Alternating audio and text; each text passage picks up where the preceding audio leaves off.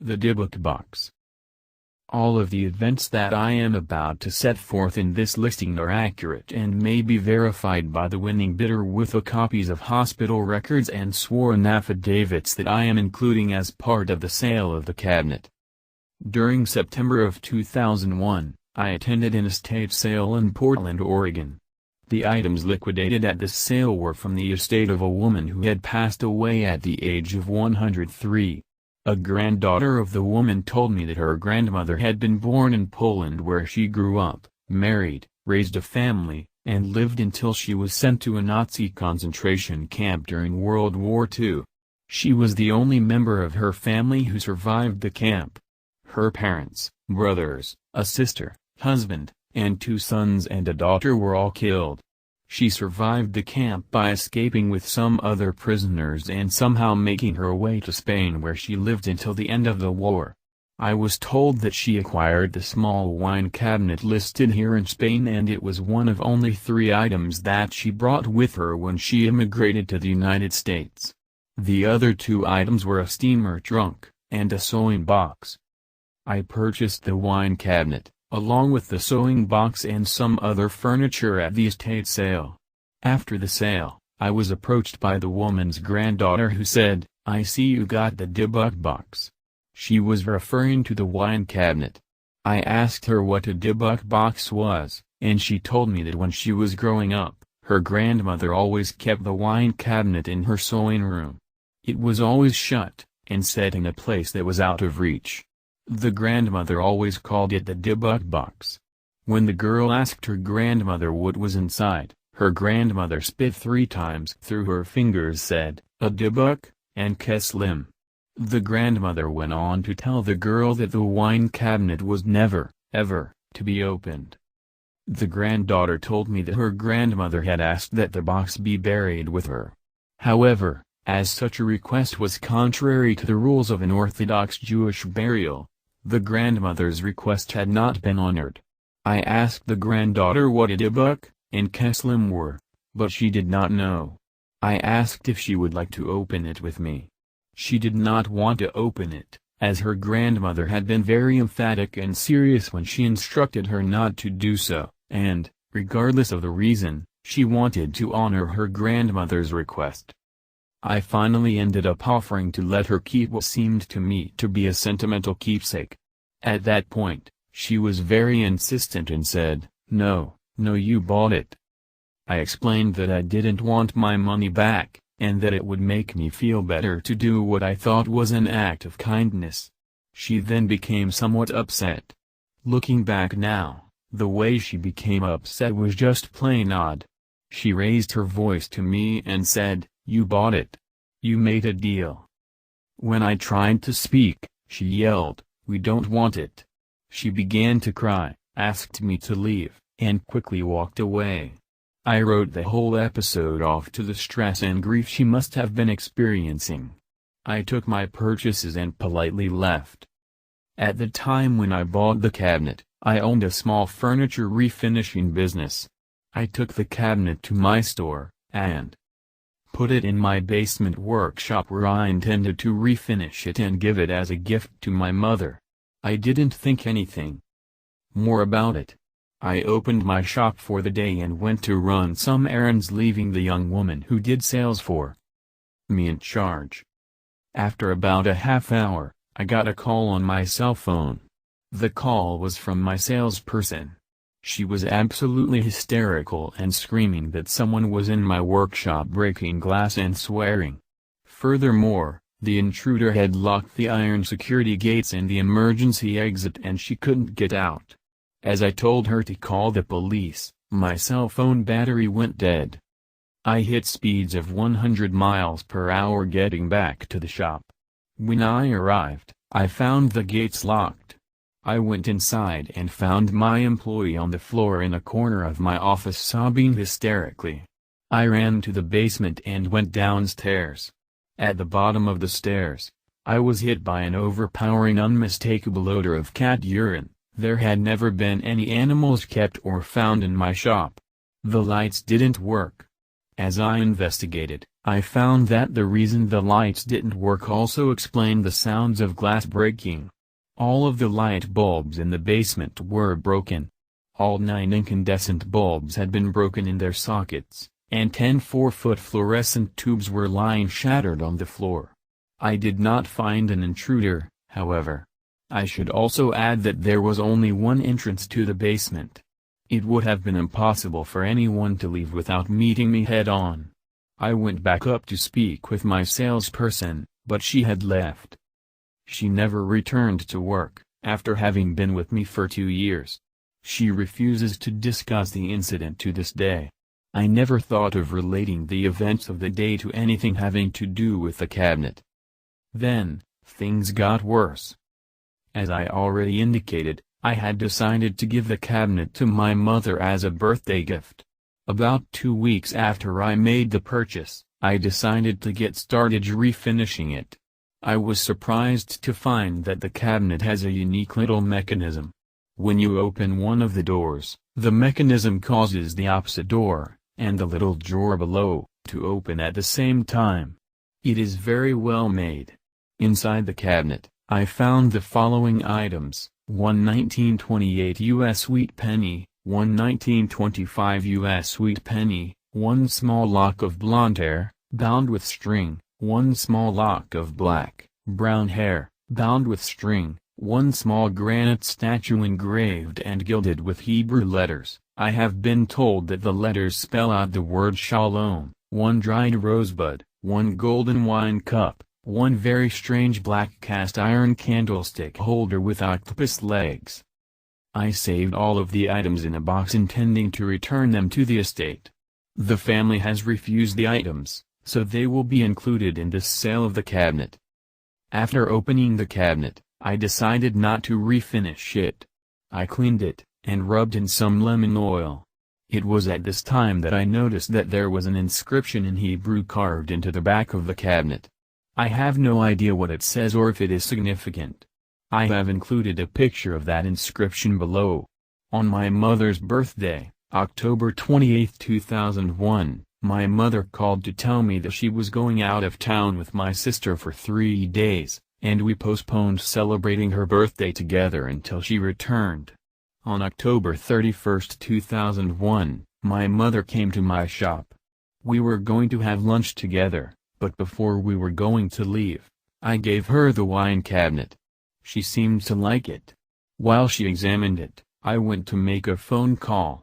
I hadn't been out of sight more than 5 minutes when one of my employees came running into my office saying that something was wrong with my mom.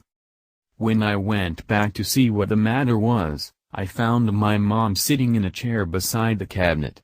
Her face had no expression, but tears were streaming down her cheeks. No matter how I tried to get her to respond, she would not. She could not. It turns out that my mother had suffered a stroke. She was taken to the hospital by ambulance. She ended up suffering partial paralysis, and losing her ability to speak and form words. She has since regained the ability to speak. She could understand things being said to her, and could respond by pointing to letters of the alphabet to spell out words she wanted to say. When I asked her the following day how she was doing, she teared up and spelled out the words, "NOGIFT." I assured her that I had given her a gift for her birthday, thinking that she didn't remember, but she became even more upset and spelled out the words, HADEGIFT. I laughed and told her not to worry. I told her I was sorry she didn't like the cabinet, and that I would get her anything she wanted if she would promise to get well soon. Still, I didn't associate anything that had happened with the cabinet itself or anything paranormal. Frankly, I don't think I ever even used the term paranormal until this last month. I'll try to make this short now. I gave the cabinet to my sister. She kept it for a week, then gave it back. She complained that she couldn't get the doors to stay closed and that they kept coming open. There are no springs in the door mechanism and I have never found that the doors come open. I gave it to my brother and his wife who kept it for 3 days and then gave it back. My brother said it smelled like jasmine flowers, while his wife insisted that it put out an odor of cat urine. I gave it to my girlfriend who asked me to sell it for her after only 2 days. I sold it the same day to a nice middle-aged couple. 3 days later, when I came to open the shop for the day, I found the cabinet sitting at the front doors with a note that read, "This has a bad darkness." I had no idea what that meant. Anyway, I ended up taking it home. Then, things got even worse. Since the day I brought it home, I began having a strange recurring nightmare. Every time I have the horrible dream, it goes something like this. I find myself walking with a friend, usually someone I know well and trust. At some point in the dream, I find myself looking into the eyes of the person that I am with. It is then that I realize that there is something different, something evil looking back at me. At that point in my dream, the person I am with changes into what can only be described as the most gruesome, demonic-looking hag that I have ever seen. This hag proceeds then to beat the living tar out of me. I have awakened numerous times to find bruises and marks on myself where I had been hit by the old woman during the previous night. Still, I never related the nightmares to the cabinet, nor do I think that I ever would have. About a month ago, however, my sister, and my brother and his wife came over to my house and spent the night. The following morning, during breakfast, my sister complained that she had had a horrible nightmare. She said that she recalled having had it a couple of times before, and went on to describe my nightmare exactly to the last detail. My brother and his wife froze as they listened, and then chimed in that they had both had the exact same dreams during the night as well. The hair was standing up on the back of my neck and still is. As we talked, it became clear that the common denominator was that each of us had had the nightmare during the times that the cabinet was in our respective homes. I called my girlfriend and asked if she could recall having any nightmares recently. She described the same nightmare, same hag, everything. When I asked her if she remembered the date when she had the nightmare, she said she did not. Then I asked if it happened to be the night before she gave me the cabinet back to sell for her. She said, "Yeah. Hey, how did you know that?" Now then, since my family discussion, it seems like all hell is breaking loose. For a week afterward I started seeing what I can only describe as shadow things in my peripheral vision. In fact, numerous visitors to my house have claimed that they have seen these shadow things. I put the cabinet in an outside storage unit and was awakened when the smoke alarm in the unit went off in the middle of the night. When I went to see what was burning, I opened the door and didn't see any smoke. However, I did get hit with the smell of cat urine. When I went back inside, the smell was there in my house. I do not own a cat and I never have. I went back outside and grabbed the cabinet. I brought it back inside and tried to research it on the internet. While I was surfing the net, I fell asleep and once again had the same freaking nightmare.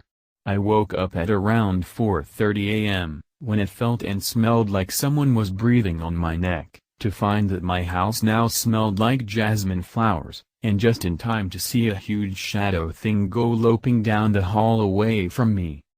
I would destroy this thing in a second, except I really don't have any understanding of what I may or may not be dealing with.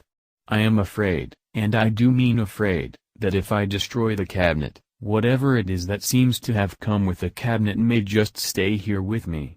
I have been told that there are people who shop on eBay that understand these kinds of things and specifically look for these kinds of items. If you are one of these people, please buy this cabinet and do whatever you do with a thing like this. Help me.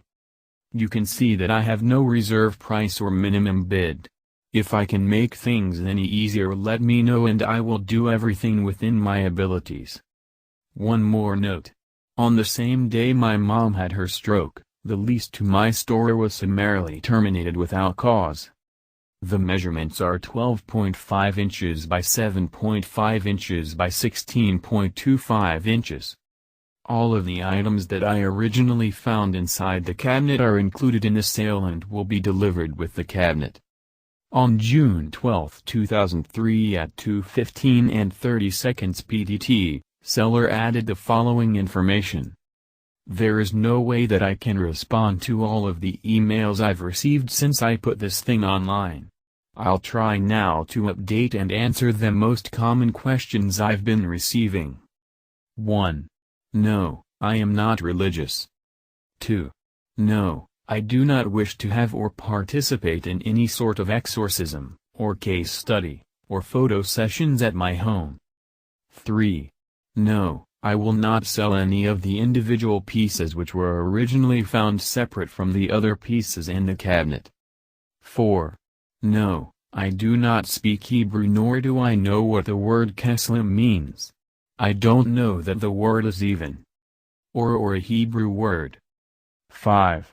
At the end of the auction, I have decided to take an opportunity to speak with the winning bidder for 2 reasons. A. To make sure that the winning bidder is a serious adult who has employed some valid reasoning skills in making the decision to accept whatever this is.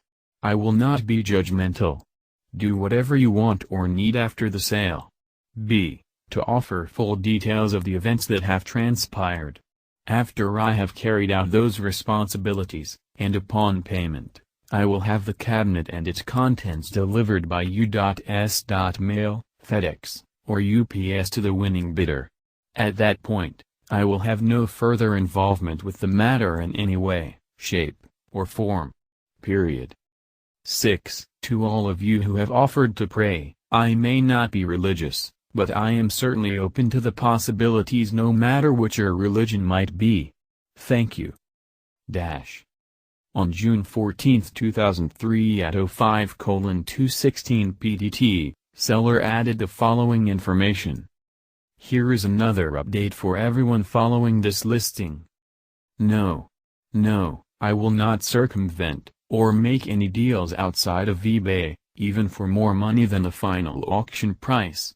If you want to win the auction and have the kind of money some of you are offering, there shouldn't be any reason why you cannot simply place your bid in an open, honest fashion.